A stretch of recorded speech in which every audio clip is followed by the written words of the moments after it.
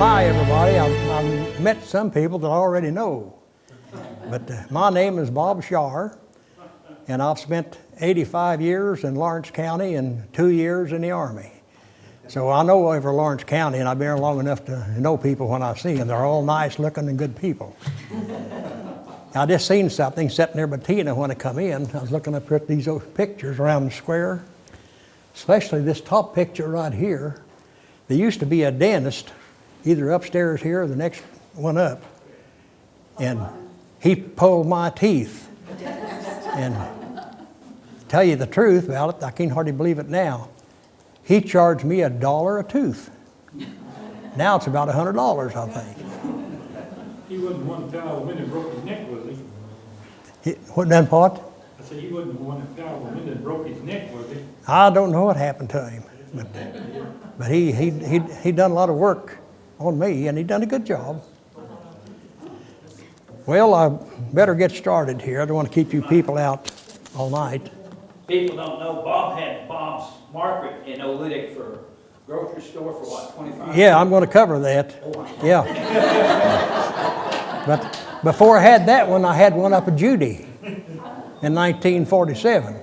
So I'm going to start with when I was born, and I'm going to go through my lifetime, because I have got some of them's jokes and some of them's actual truth that I've laughed at for years and years and years. And I want to share them with all you people.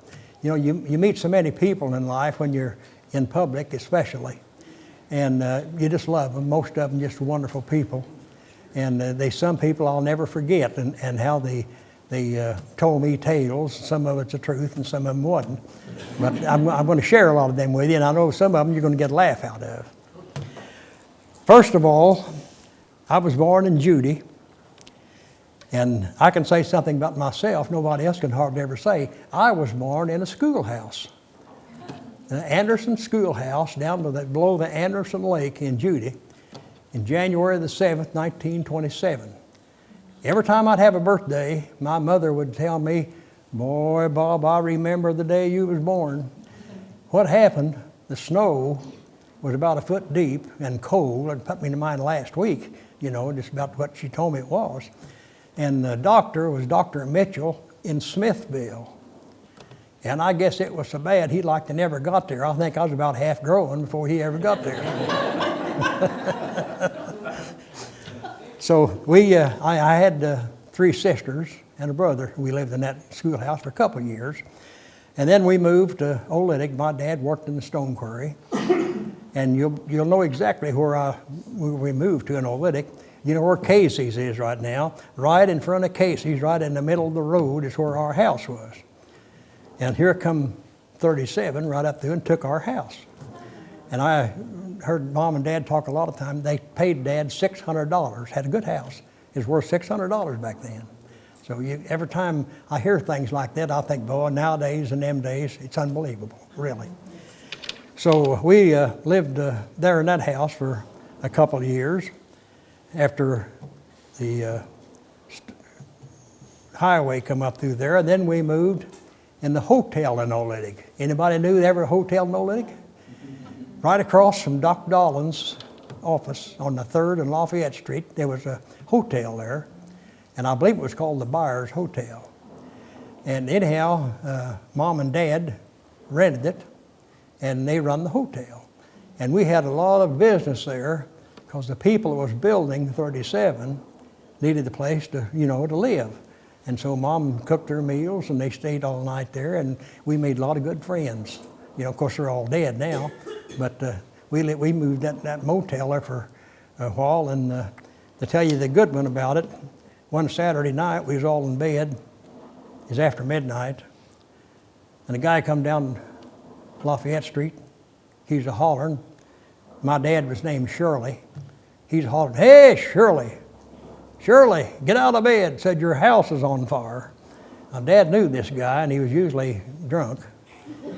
And so Dad just raised a window and said, "Oh, go on home, get in bed." He said, "No, I'm not kidding you, Mr. Sharr." Said, "Your house is on fire." Well, Dad had all us little kids. He thought, well, maybe I'd better check it. And he got up, and it was on fire. So they called the fire truck. They had a little old Model T fire truck, and they had to push it. That happens a lot of times, you know. But anyhow, they got the fire out. And so we lived there till I think it was about 1934, and times was hard. And we had to move somewhere where we could have a garden, you know, and have a cow and had some chickens for eggs and what have you. So we moved back to Judy. And we had a lot of things there to depend on. I know right across the road from where we lived right there at the corner where you turn to Guthrie. And there's 100 and some acres there of cow pasture. Blackberry bars I never seen the like, and we picked blackberries. And when a car would come down 37, which a car would come about every 15 minutes, we'd hold a sign out there, blackberries, 10 cents a gallon. And we sold a lot of them, but boy, 10 cents back then was that big around. You know? It's amazing, you know, when you think back, you think, well, that couldn't be so. Well, I'll go ahead across here and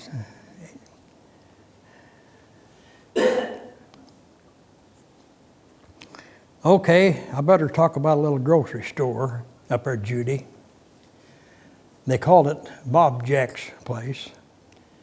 Wonderful old man. He's hard hearing, but he'd do anything for you. And he run credit. And of course, back then, most people did run on credit. They didn't have any money. They had to run on credit, and then they pay the guy on payday. I remember bread back then was 11 cents a loaf. And he'd write down, you know, when you loaf of bread on your bill. And it tickled me even back then. He spelled bread, B-R-E-D.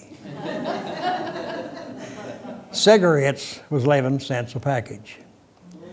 And he had a wooden bench there that the farmers and the guys that, you know, would come up there and sit down and talk and tell what they'd done all day and this and that and about the news. Of course, there wasn't no electricity back then. If you had a radio, it had to have a battery in it, and a lot of people didn't even have that. But they'd talk about the news there, you know, and there's about 7 or 8 guys there, and they'd been talking for 15, 20 minutes, and us young boys, we'd go down there because we'd be interested in listening to them. And finally, that old boy that owned the store, he got up off of the bench.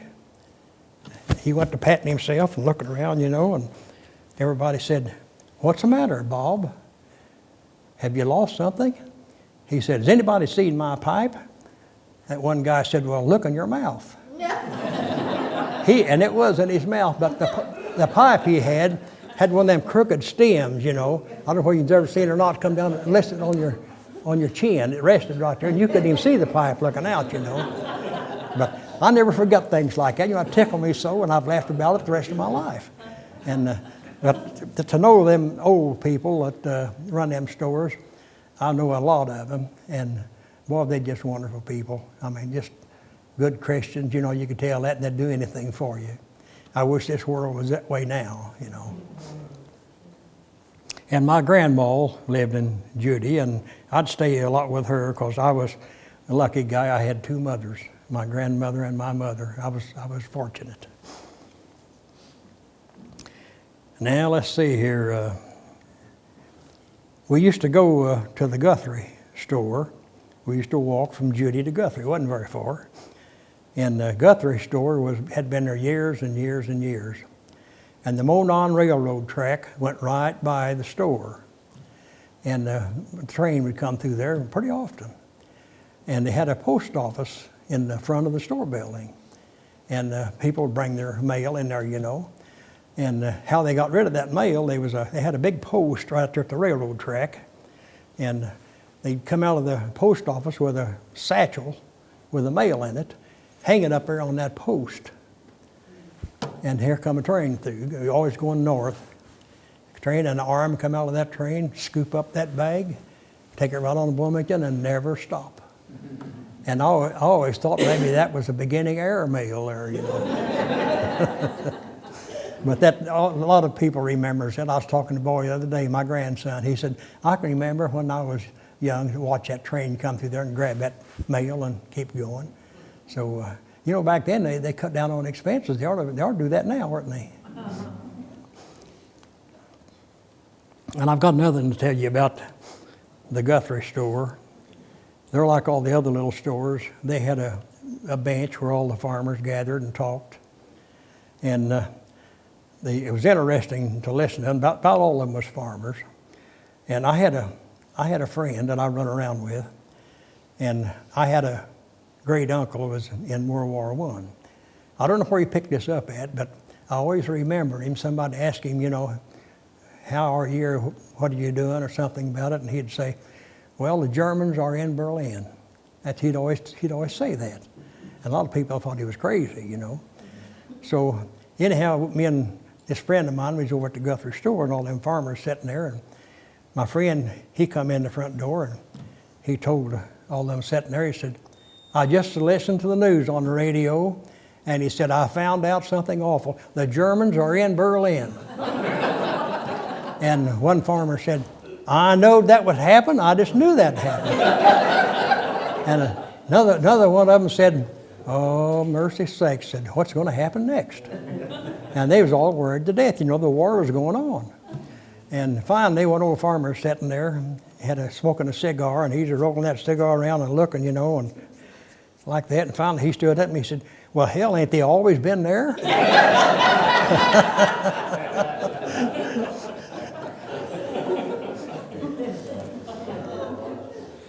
And I got another note down here I better tell.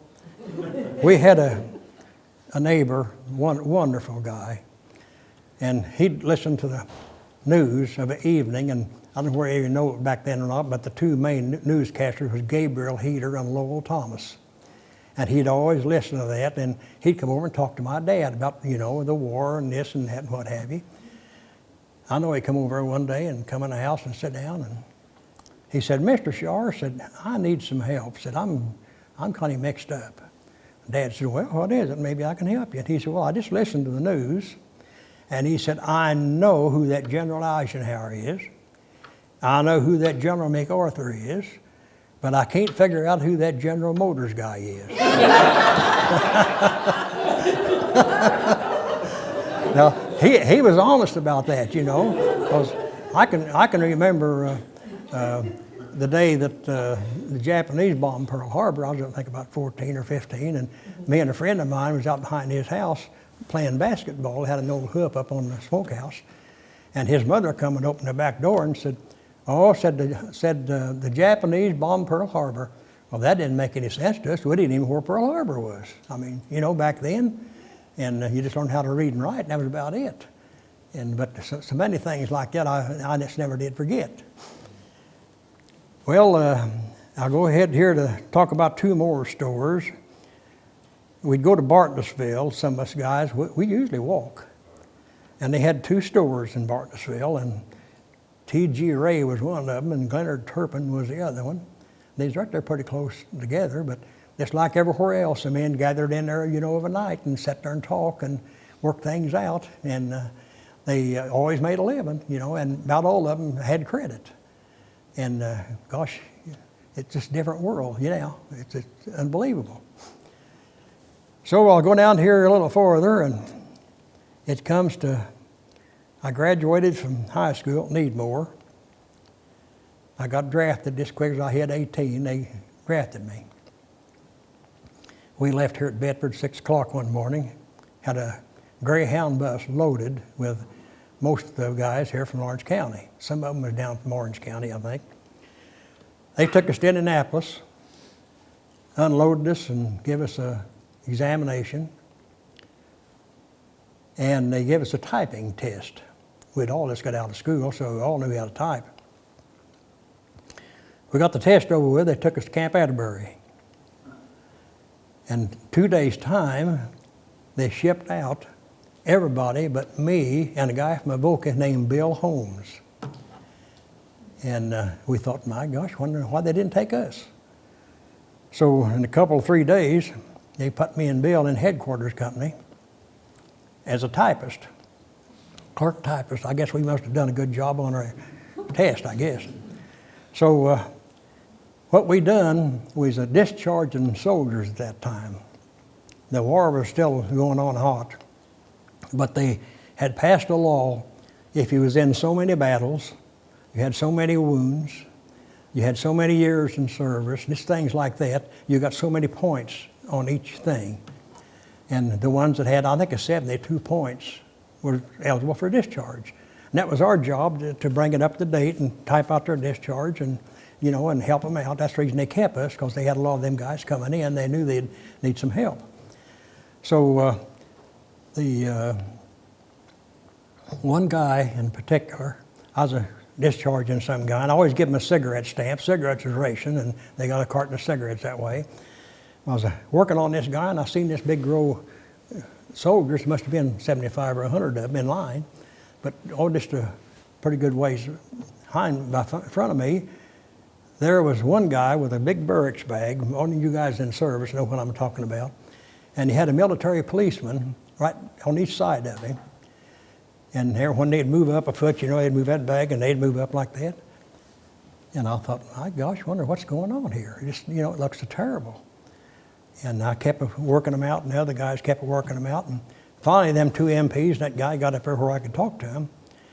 And I said, would you mind telling me what's going on here? The military policeman said, yeah, I'll tell you. Said, that barracks bag is full of money. These guys come across the Pacific and they gambled all the way home, and this guy broke them all. He had a barracks bag full of money. It's unbelievable, especially for a new 18-year-old kid, you know. But anyhow, they kept me and Bill Holmes up there for 6 weeks.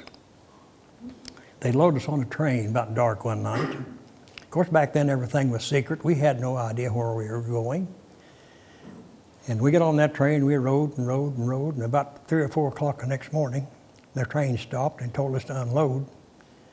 And we got out, and it was dark. I thought, well, I wonder where we're at. All at once, I smelled horse manure. I mean, it was strong, you know.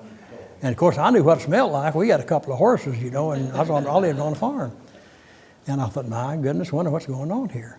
Well, I come to find out we was at Fort Riley, Kansas. And I didn't know it till I got out there. I didn't even know they had a horse cavalry in the Army. And a lot of people don't know it yet today. And they give us the awfulest training. We was out there 16 weeks. And we rode a horse and led a pack horse. And they'd ride you about 25 or 30 miles one day, and the next day you walked to get limbered back up because you was pretty daggone stiff, you know. But what bewildered me, I was so shocked, you know, being in the horse cavalry, and I got to kind of enjoying it. I love horses and cows, you know. So, but they told us what was going to happen. We was going to invade Japan. And it was our job to take care of the paratroopers, take them ammunition and any supplies they need. We'd put them in on a horse there. And they said where we was going to invade Japan at was along the shore there, the great big boulders. There wasn't no way in the world a tank or anything like that could get up through there. We was going to use horses, you know, to go around them. And when we was training, they'd put us out on a big boulder and had us jump the horse off, get them used to it. And I done all right till my horse would jump, but the pack horse I was leading, he didn't want to jump. But that's the things they taught you. They know what we was going to get into. So along about before the 16 weeks is up, probably the 15th week, I was on guard duty out there. They had a lot of POWs out there as cooks and worked in the horse stables and what have you. And I was on guard duty, and about 3 or 4 o'clock the next morning, it was dark, and part of my duty was go around the corral where the horses was and check them out and then come back here to town. I was back there, and all at once, I never heard such a racket in my life. That scared me to death. This people are shouting and they're hollering, the lights are flashing, you know, and all kinds of racket. I didn't know what kind of racket it was. And I thought, my goodness, a German POWs evidently escaped or something's wrong. So I walked around my place, and I met the other guard here on his place. And we met, and I said, did you know what's going on, all this racket and stuff? He said, I know a little bit. He said they dropped some kind of atomic bomb or something, they call it, on Japan. And they's all celebrating out there in Fort Riley, Kansas, because they had dropped them atomic bombs. But I had no idea what in the world that was. And of course, I'm mighty glad they dropped them, or I probably wouldn't be standing here right today, I don't imagine. But anyhow, they shipped us out, and we was going to Europe. They didn't need us in Japan, so they're going to send us to Europe. So we had a little delay en route, like you always, you know, at home about 10 days. And then we was going to Camp Pickett, Virginia. That's where the shipping out place was, where they'd process you and send you to Europe, wherever you was going.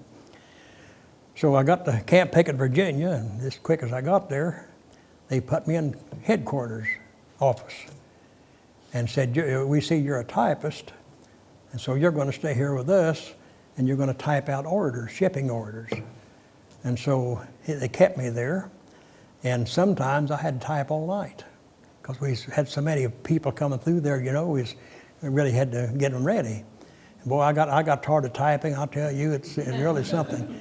But I was glad I was there instead of where they was going. They sent all the rest of them to Europe. So I met some friends that come through Fort Riley, Kansas, while I was out there, and also at Camp Pickett, Virginia. And we was at Camp Pickett for, 8, 9 months, I guess. And I guess they decided they didn't need it anymore, and they were going to close it. But in the meantime, I went seeing the world. Me and a buddy of mine, we went down to Richmond, Virginia, you know, and looked around, what have you. And so they shipped us out and took us to Camp Kilmer, New Jersey. That was another shipping place, was going to take the orders from Camp Pickett to Camp Kilmer. So I got up there and I had it made. I didn't have to type. I had about 12 or 15 civilian employees working there, and all I had to do is go over at the captain's desk. It was a lady, and she'd give me the work, and I'd take it and tell these people what to do. I kind of had it made there. You know? And me and a friend from Southern Illinois, we decided we better go to New York. Never been any place like that, of course. We hitchhiked, wasn't very far. We thought we'd go up on the Empire State Building. Well, you caught a elevator, went up about 75 floors, and you got in another one, went up 107 floors, I think, in it. And anyhow, you get up there and look down the street, and the car looked like an ant. And the tallest building I ever seen was here in Bedford, 2 stories, these bank buildings, you know. And that was something. You see something like that when you're young. I was 19 then, of course. And but I had a good time up there, really, and I seen a lot of places, you know, and I met a lot of good people. And I'll get on here a minute and see here what I was leaving out here.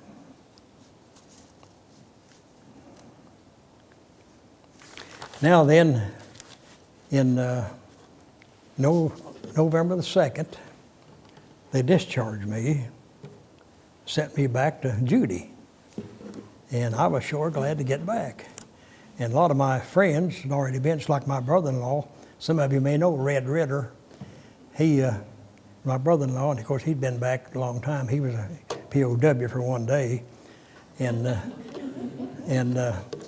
when I got back, there was no work around here. You know, so many soldiers coming home, and things hadn't got transferred over from the civilian, you know, still making Army stuff.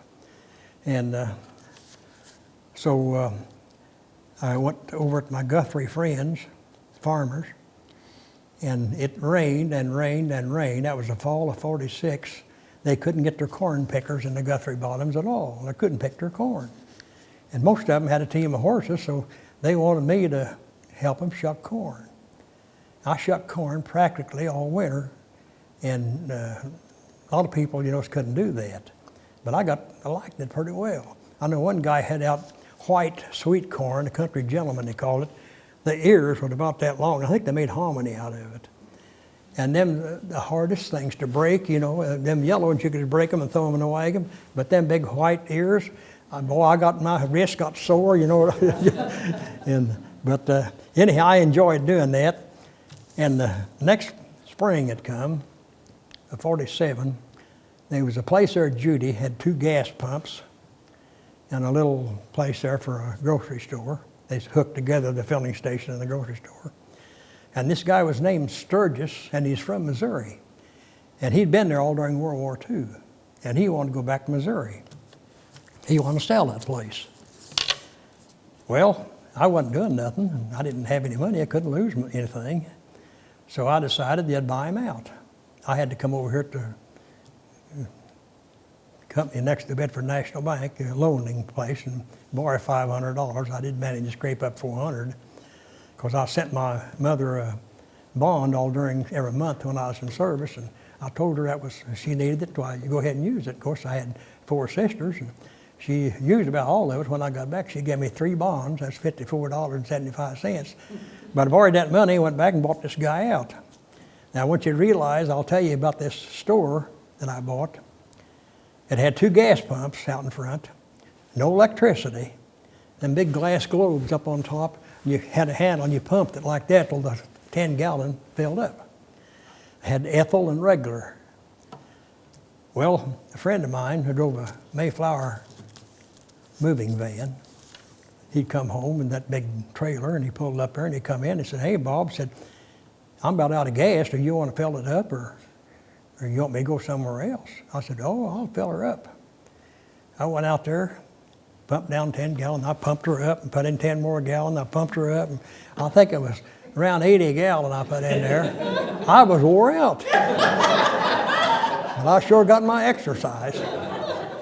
I still think about that, you know. And anyhow, in 1948, we got electricity. And of course, they put in new electric pumps then and solved that problem. But I was just thinking, I sold kerosene. Of course, back then it was coal oil. Nobody heard tell of kerosene. And I sold coal oil for 17 cents a gallon, and gas was 20 cents a gallon. And 2 weeks ago, I went down here at Mullis Petroleum. I needed a gallon of kerosene because I got a wood furnace and I had to start a fire once in a while. And a gallon of that was $4.60. Now that's hard to believe, that difference. But I tell you, the inside of my grocery store, I had a King Edward cigar box for a cash register. I had a butcher knife for a slicer. And you can just imagine, you know, and I had an ice box for a meat case. Hillman's there, and they could bring the ice up every other day and put the ice box in there. But I started building up a good business. Of course, I had one of them Lars bench, you know, like I was talking about them other stores. And people would come in there and talk, and I got to it just like I was part of their family. And there was a guy from Harrodsburg, I'll not mention his name, but he could tell a tale, and you'd think he's telling the truth. But he would make them up and tell them just to get you to laugh, just for entertainment. And he told 2 of them, and I never will forget, and anybody ever heard them, I don't think will either. But he's sitting there one night, he said, "You know, I just thinking," said, "me and my wife got married. We thought we'd go on honeymoon. So we decided we'd go to Niagara Falls."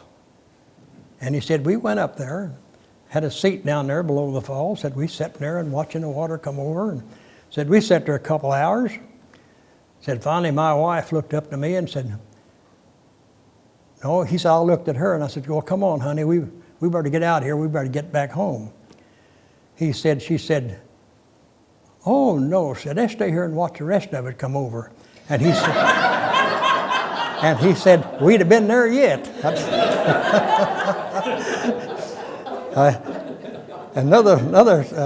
He was telling, he said, "I'm aggravated," said, "there's a daggone cat that I can't get rid of." Said he's on my back porch all the time, and anytime I walk out there, he's rubbing on my legs, and I'm about to trip over him and fall.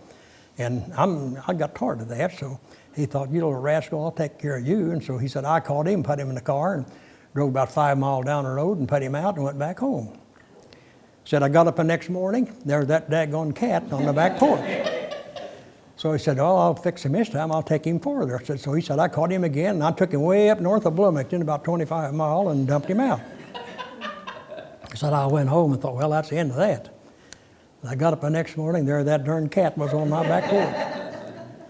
But he said, I made up my mind this time I was going to get rid of him. Said, I caught that cat, cut his head off, and got a big sack and threw all of him in the sack and put a big rock in it.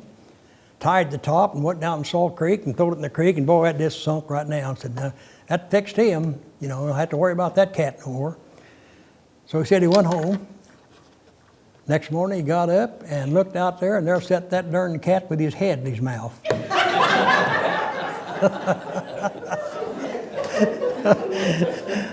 Well, you don't forget things like that, you know. That guy could tell him, and you just know he's telling the truth, you know. Well, let's see here now.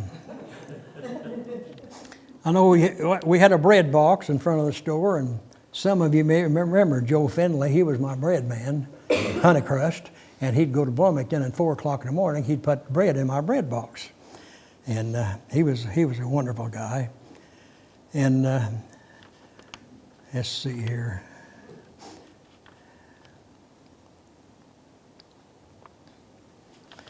Oh yeah, there's another guy come in the store. You know, like I said, cigarettes was scarce. There's one guy that he's probably at that time 60 years old. He never smoked a cigarette in his life. Because he was scarce, I guess, you know, every time he'd get a chance, he'd buy cigarettes.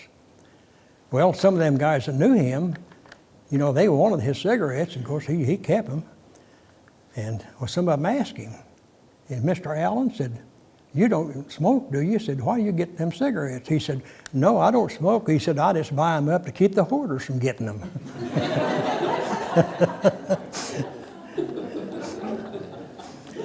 Well, I sold that store, and I got a job working for Walter Loudon. I don't know whether you remember Walter or not. He had produce business here in Olynyk.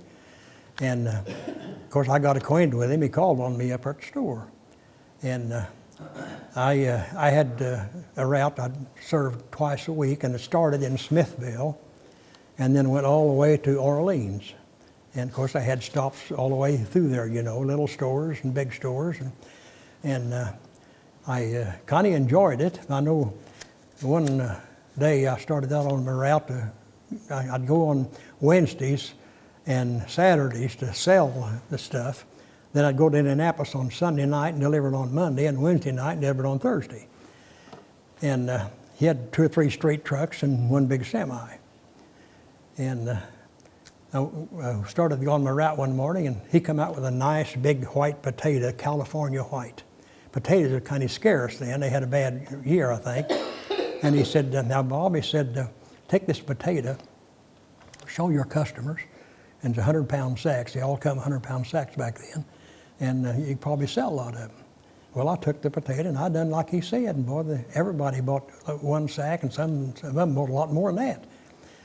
So I come in, and his wife, she always calculated them, you know, and add them up and told you how much to buy when you got to Indianapolis. And her name was Phyllis. And so when I got there and got ready to go to Indianapolis, she said, "Bob, you sold a lot of stuff."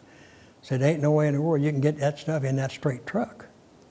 And Walter come in there and he said, "Bob, you got to drive that semi tonight." And I said, "Well, Walter, I never even sat in the seat of one, let alone drive one."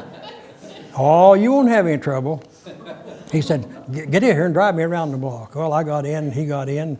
I drove him around a couple of blocks and come back. He said, "You done a good job. You won't have a bit of trouble." And I said, "I wish I had as much faith in me as you have." But I took off, and I made it just fine. But one other time when I was driving up there, I got there at the banana house. There's a lot of trucks there and a lot of cars. We always loaded the bananas first, and you had to back that semi up. And there wasn't just a little space there. And I knew I couldn't drive that semi and back it up there. And so I went in and told that guy that owned the banana house, I said, "I'm not very good driving that semi, and I got 40 boxes of bananas here to load, and I'm afraid to drive it down through. I'd run over something." Oh, he said, "I'll get one of my workers to drive it for you." And he did. He got one, experience, just backed right up in there, you know. That's what I say. A lot of good people in this world, you know. And that just took a big relief off of me. And anyhow, when I was driving that school bus, I had Walter Loudon's bus, I had a school bus route. And an uncle of mine, he drove the school bus for me the 2 days I had to take care of the produce. Well, first the year come, and he got a job up in Bloomington, the highway mechanic. He was a good mechanic. So I didn't have anybody drive the school bus, and I told Walter, I said, "I hate to, but I've got to quit." Well, about that time, his brother has been in the Army, Wayne, and he come in, and he took my route. He said, boy, you're a good one. He said, I got home one day and I had to go to work, you know. But I enjoyed that because I had so many little stores. Like at Smithville, they had good business. And I come down through Judy, 2 or 3 stores there in Needmore, Avoca, and I went to Springville, in Bedford. And then I went to Mitchell and Orleans. And down at Mitchell, Loudon's had a store down there. And I drove down there with a semi, and I started to park right in front of the store. The police come along and said, you can't park there. I said, all right. So I went around where you could turn in the alley, go back behind the store. Gosh, there wasn't no room there at all, you know. And I thought, well, I don't know, I'll take that telephone pole down probably.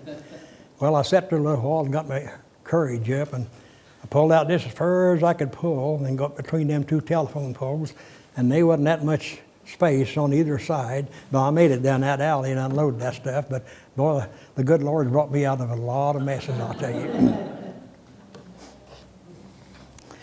After that, after I sold my school bus that summer, and a friend of mine was the head of the Bond Bread Company. They was located in Harrodsburg. They'd bring that bread down there to Harrodsburg.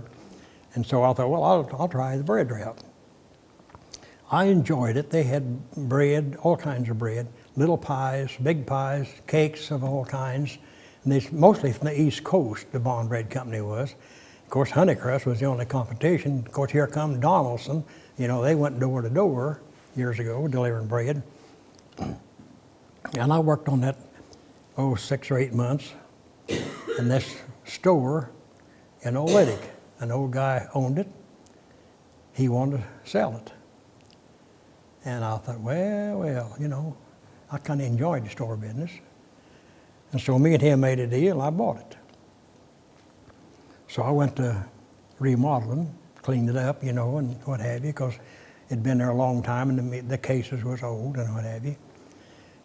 So, and that was about 1953.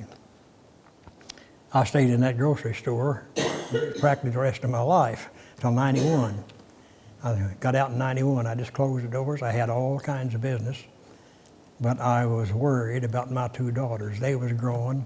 They was helping me there in the store. And I had the farm where Tina lives right now, 250 acres, and I had 90 head of cattle. And I was getting older every day. And I decided that I was going to have to do something. Because it scared me when I'd be out at the farm working, and my girls would close the store. We closed at 7 o'clock. Of course, the bank was across the street. We walked down there to put the night deposit in. But you know, every night when I'd go down there, I'd notice a certain car parked there and a stranger sitting there just watching. He never would get out. But something told me I better watch it. Well, every time I'd go there, he'd say it. So one time I went, I took my ballpoint pen and I went around behind the car and got the license number and wrote it down. I come over here to Bedford. I had a good friend in the police department and told him, and he said, I'll check it out.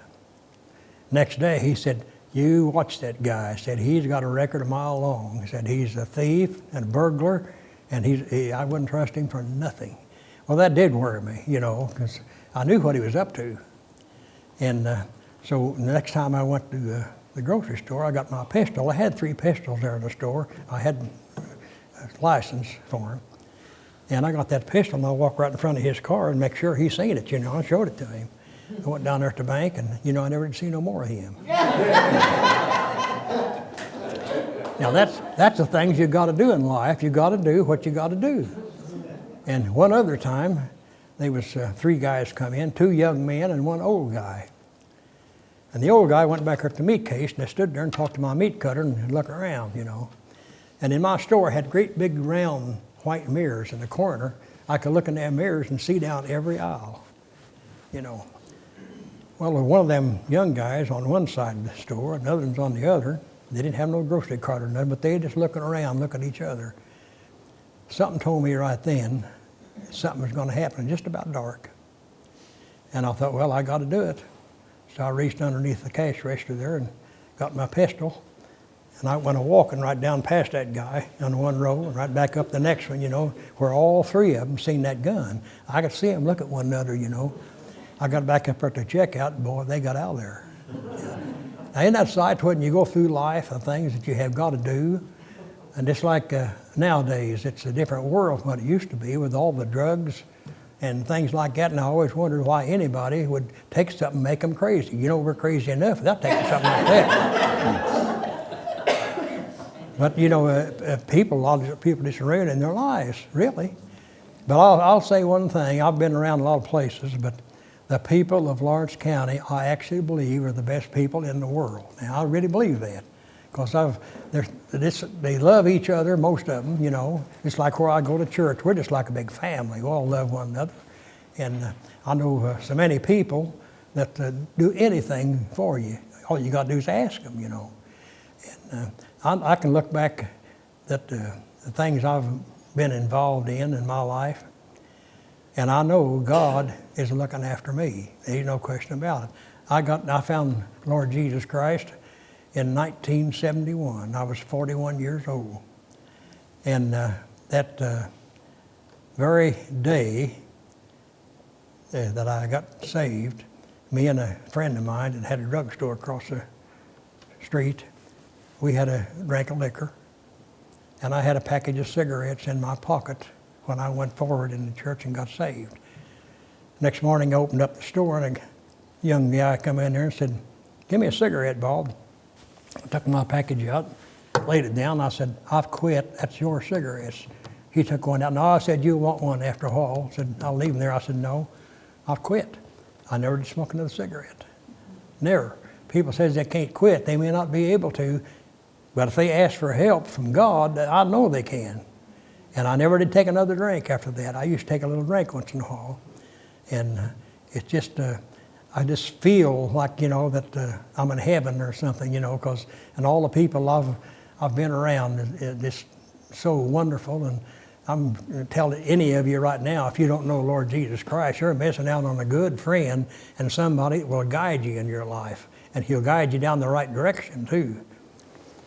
Now I'll see what else I've left out here.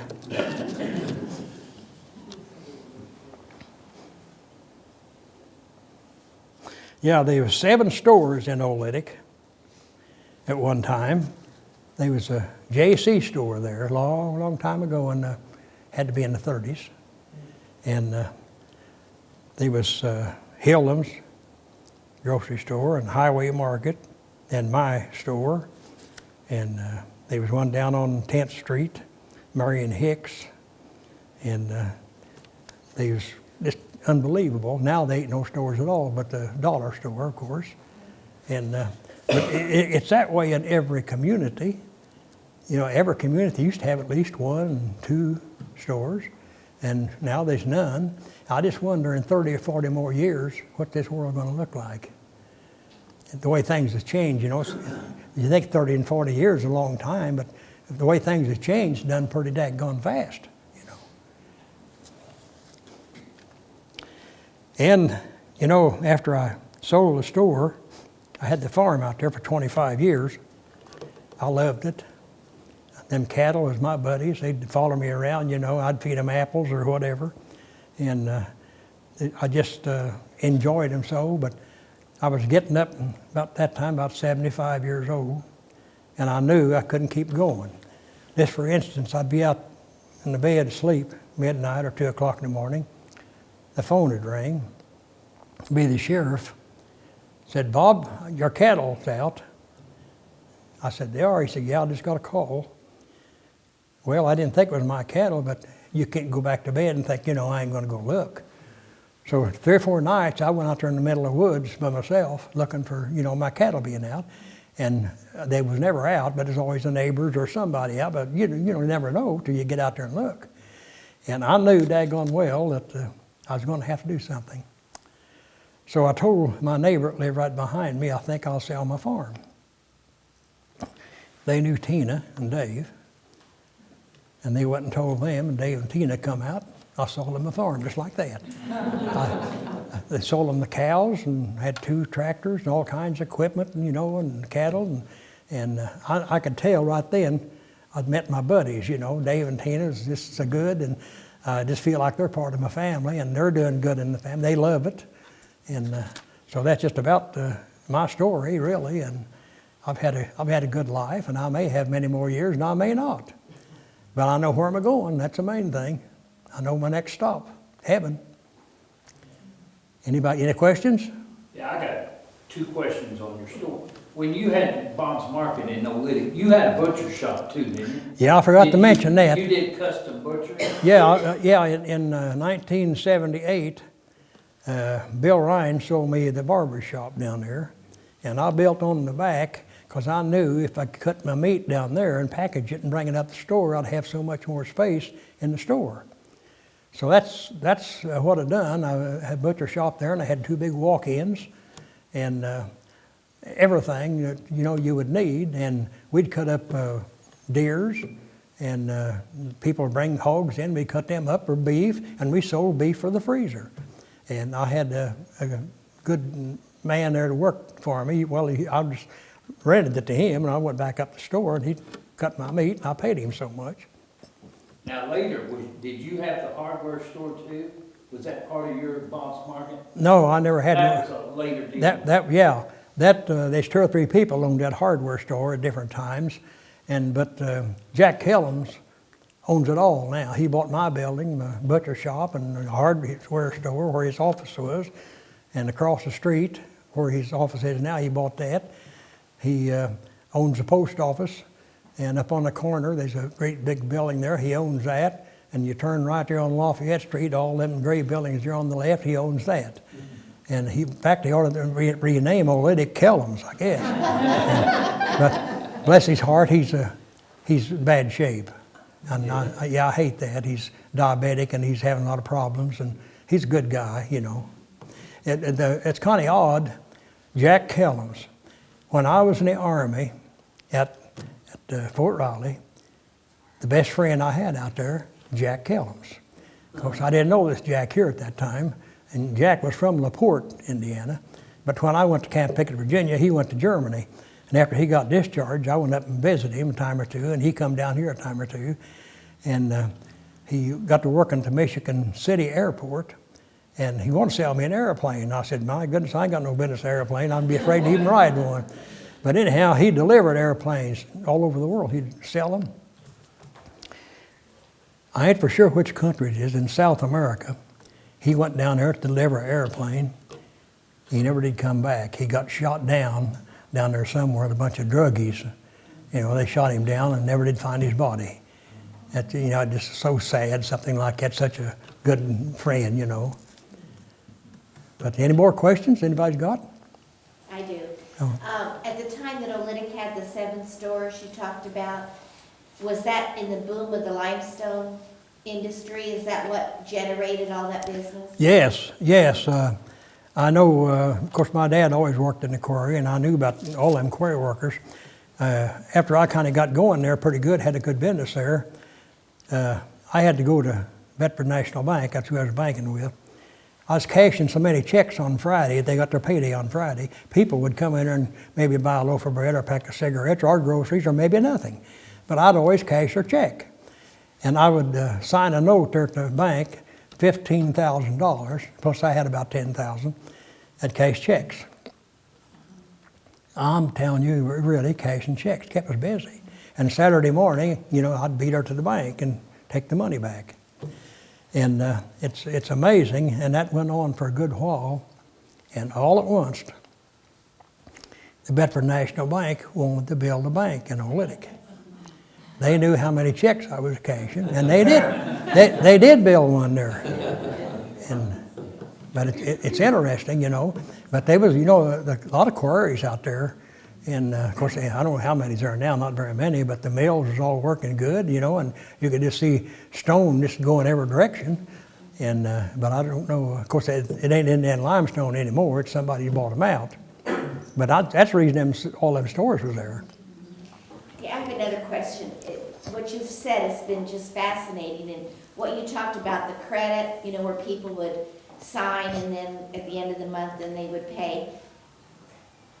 did you do credit in your store, and how was the transition from not doing that anymore to maybe just writing a check or paying by credit card or what? Yeah, I done credit there, but I was particular about who I let have credit. Most people are honest, but there's always a crook or two in the crowd, usually. And I had a good credit business, but everybody was a drop in the credit business.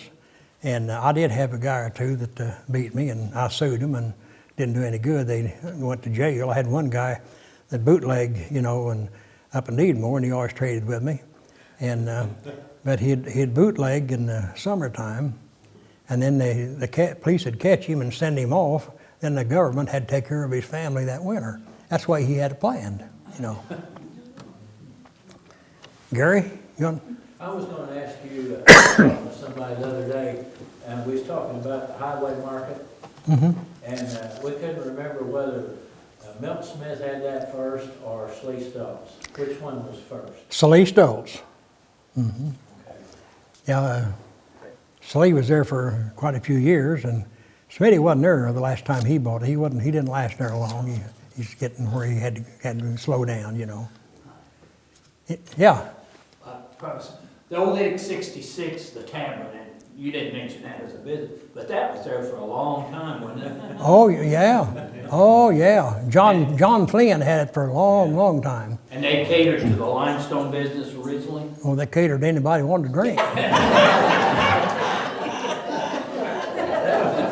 But that was there a long time, wasn't it? Oh, good shit. Say, it used to be a filling station long time ago. Oh, it is. Yeah, that's the reason they call it 66, Phillips 66. It's a church now. Yeah. I'll have to tell you a good one about that I forgot about. After I got out of service, they always told me I was always young looking, and I'd been out of service, at least 2 years, and I had a friend or two that drank beer there at 66, and I went with them one time. We was out, and they said, "Let's stop and get a beer." And I thought, well, that's all right. So we went to get a beer, and the waitress come around there, and I said, "I'll take a beer." And, "Oh, I can't let you have any." I said, "Why not?" "Well, you got to be 21 years old." I said, "I am 21. And I don't believe it. Well, I showed her I was. Well, she got me a beer. And then, I don't know, 2 or 3 weeks later, we stopped there again. And they had another waiter. He come over there and said, "Oh, I can't let you have a beer." And I had to show him, whatever. But there's one guy there that knew me for years, an old man, and he knew all of them there. He was down there all the time, I think. And anyhow, one time they come and said you couldn't sell it because you're too young, you couldn't drink it. He got up and he said, "Now I want to tell you something. I know this guy for a long time. He's a World War II veteran, and he's way over 21, and every time he comes in here and wants a beer, you guys don't want him to have one because he looks young." Never did ask me no more. I was going to remind you had pictures to show too. Oh yeah, I'll show them that. Yeah. You mentioned they had to move your dad's house when they moved 37 there, from the back side of town there. What year was that? About what year? It was in 30s. About 32, 33 is when they built that. This question came up a while back there about that. Yeah. Discussing the old road and the new one. Yeah. See, the old road's still there. It's Lafayette Street. That's the old 37. Back side of town, yeah. That's what I just always assumed 37 was always there. I didn't know that. Oh, no. It's a new road. Yeah. They had a wooden bridge, wasn't it, on Yeah. the old bridge? Yeah. I think it's, That, It was a covered bridge? yeah. I know you used to, Can't you still see the foundation there from part of the old bridge, from the new one? yeah, you can see it if you know where to look. It's all growed up, But I know years ago, they had to come across there in a boat. The backwater got up and the road was covered with water. Hey, I think we got some pictures here. During the flood, they actually built back railroad cars loaded with limestone down in there to keep it from washing out. Yeah. Tracks out and stuff. total Yeah. track. Mm-hmm. I guess I'm asking a lot of questions, but I got an uncle who was quite a businessman in Bedford. Did you ever hear of Otho Smith? Oh, gosh, yes. Did you? He was kind of a different type of guy. Did you ever deal much with Otho, or did you know Otho? I knew him real well. I never did do any dealings with him. I knew him real well, yeah. He made a lot of money. He wasted a lot of money too. Oh, yeah, yeah. Well, a lot of people have done that. Gary, you had something, didn't you? I was just gonna ask you if you remembered when they had the racetrack down in Sawtooth Bottom. Yeah, I can just barely remember it. Just barely.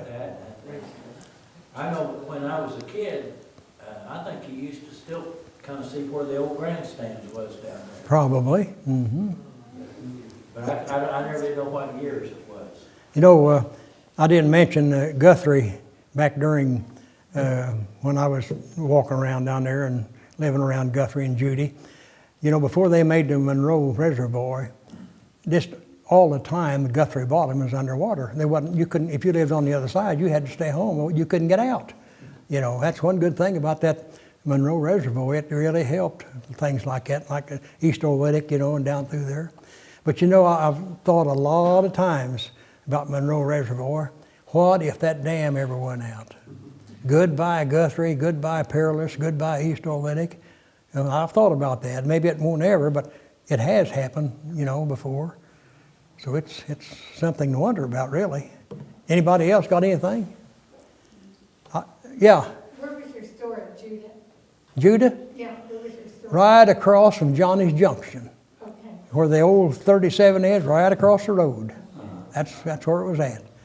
Now I've got a picture here I want you to look at. It's a picture they took of my outfit when I was in Fort Riley, Kansas. We had our training over with, and they got us all together, one troop here. We was all on horses, and I had when you got a horse of a morning, you went out there and caught one, and most of them was good horses. But once in a while, you had one that was, you know, crazy. And I had a good horse every day I was out there. The day we graduated and took this picture, I was on the front row, and that horse went to bucking and kicking and making the awfulest noise, trying to throw me off and trying to kick the guy next to me, you know. And the captain up there, he's on a white horse here. His name is Captain H.H. Eller. He's from Tennessee. He said, "Take that horse around to the back row." Well, here I am in the back row, about 5 rows from the end over here, and the horse still, you know, is trying to buck me off. I bought that. I wanted you all to see that. A lot of people don't believe there were horses in the Army, but I've got proof there. And Did you name your horses? no, I didn't have time for that. And I'll tell you another thing about them horses. You had an M1 gun, you know, all you guys in service know you had to keep that gun clean, oiled up. You also had to keep that horse just as clean as that M1 gun was. And when you got through all day riding that horse, you had to clean him up. They give you a rag that kind of looks like a thing you shine your car with, and you had to raise that horse's tail and clean his hind end. That's a fact. And if you didn't do that, you got in trouble the same as if you let your gun get dirty. Was all the horses stallions, or some of them mares? Well, I think these all stallions, I'm not for sure about that. I was so scared out there the biggest part of the time, I didn't see it all. But that's amazing. Now, another thing I left out, I didn't know this after I got out of the Army. I was down at the high school one time. They have a meeting down there at Bedford. And I was talking to a guy from Martin County, and he was a state representative at that time from Martin County. He was in Fort Riley, Kansas, training the troop before me. And he told me that along about the time that he graduated out there was a shipload of horses going to the Pacific, way down there in the island somewhere before they got to Japan, and the Japanese sunk it. All them horses. I never read about that, but he said he knew it was the truth. Here's a picture of me with my cowboy boots. You gonna see that? I got kind of funny one time. I was in St. Louis, got off the train there. I had to catch another train, and I had an Army uniform, my breeches on, you know, the riding breeches and the boots. And I had to go to the restroom before the other train got here. I noticed all the soldiers just looking at me, you know, and I'd walk around, they'd just look at me. Finally, one of them said, what are you wearing? Are you in the Army? I said, well, yeah, I'm in the horse cavalry. He said, horse cavalry? I didn't know they had that. Well, you know, a lot of people did. A lot of people yet don't today, you know. I just have one question about the horse cavalry. So, did they know you had experience with horses, or did you just Oh, kind of no. get random? No, they didn't know it. They had guys from New York and never seen a horse. New York, Sounds like the Army. New York and Boston, you know, and it always tickled me. Them, you could tell a guy was from Boston the way they talk, you know. They never use an R in their, never. Bill East went to school at Shawswick. He lives in Heltonville, or he's dead now. He died about a year ago. And I didn't know him here. I played basketball in Needmore, and you know, you'd see a lot of people back then that you didn't know.